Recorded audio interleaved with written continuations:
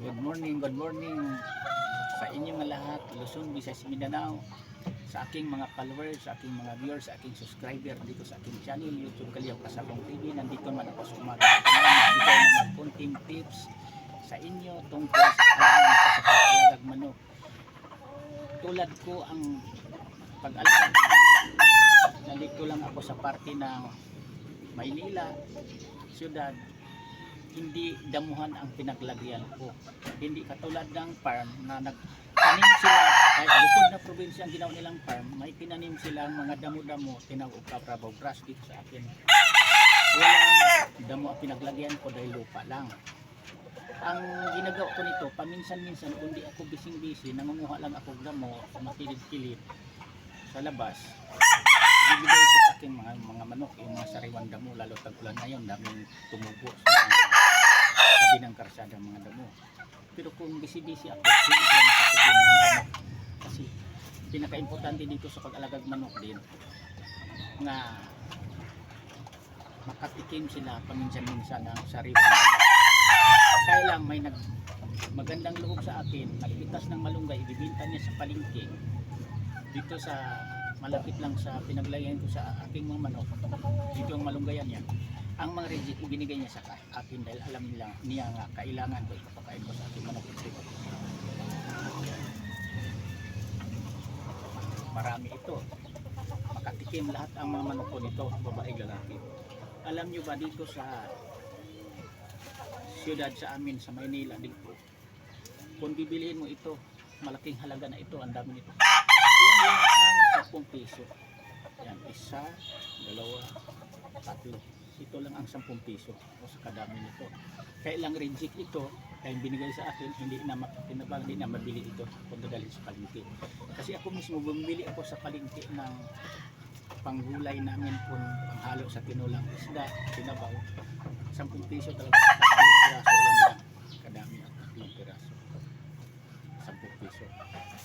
Kaya ang swerte ko ngayon sa umaga na ito, na pinagkaloob sa akin, ibigay ng mga reject na dahon ng malunggay, makatikim ng mga manok ko ng dahon malunggay. Alam nyo ba kung bakit kakain malunggay ang aking mga manok? Sabik sa dahon, sa mga ganitong dahon, damo-damo, lalong sariwa ito, kasi lupa ang pinaglagyan. Pero ang manok na nasa farm, sanay sa damo, inapakan nila, kinain nila sa tuwing umaga yan, kinakain sa manok. Kung anong oras gusto nilang tumikim ng damo, mayroon silang makakain, hindi kakain ng malunggay. Pero sa akin, sanay ito sa malunggay. Kasi lupa naman ang pinaglagyan ko. Kahit anong damong ibigay ko sa kanila, basta hindi nakakalason sa kanila, kinakain nila yan. Ang damong ibigay ko sa kanila. Pero paminsan-minsan lang kasi.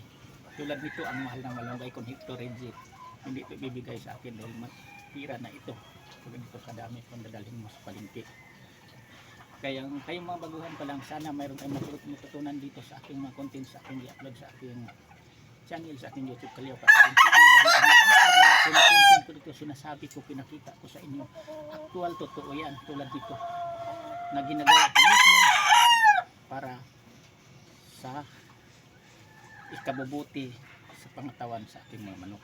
Malaking bagay din ito para makakain ng damo, lalo ito malunggay. Yan totoo. Kayong mga baguhan pa lang, ito naglagyan natin dito tayo nagmamanok sa parting syudad, lupa lang o kaya pinaglagyan nyo sa bagtita ang mga manok nyo kung dito tayo sa syudad o kaya siminto. Kung mayroong nangunguhag malunggay, mga reject, hingiin nyo ibigay sa manok nyo para nakatikiman lang paminsan sa gulay. O kaya katulad ko, pag hindi ako busy kumukuha ako ng mga sariwang damo, dalawang tag-ulan ngayon, doon sa labas, sa mga kilid ng mga karsada, nagsusubukan ngayon ang mga damo, mga sariwang damo. Importante sa manok natin. Di bali sa mga malaking dyan, sinasabi ko naman sa inyo, ulitin ko, nagtanim sila, pinanim mismo yan ang mga damo na Carabao grass. Kung ang ginawa nilang farm walang Carabao grass, nagtanim sila Carabao grass hanggang dumami yan. Pero karamihan sa probinsya talaga ang mga lupa, pati mga probinsya lalo bundok, may mga damo-damo at Carabao grass na talaga dati yan. Pero sa mga nag-farm na sa parting mababa nga lugar, tapos walang Carabao grass sa kanila, tinaniman nila yan. Parang nagkaroon sila din ng mga carabao grass. Kasi ang purpose niyan marami, ang damo. Pag-apak sa manok, malambot, hindi sila titibakin, tapos hindi magputik pag tag-ulan, tapos nakakain ang dahon ng damo-damo sa kanilang mga manok. Pangdagdag din ito protina, vitamins para sa katawan sa ating mga alaga manok. Hanggang dito muna ako kasabong, bukas ulit naman. Kain kayong mga baguhan pa lang. Huwag kayong magsawa sa baybay na aking mga content. Kasi dito, kinukontent ko lahat ang totoo lang na ginagawa ko sa pang araw-araw. Mismo na pang dagdag sa kalusugan sa pangataon sa aking mga manok na dalaking aking mga sisiyo na hindi sakitin. Pagdating sa basahan ng sisiyo na maglaki, pwede nang ilaban pag sa tamang edad.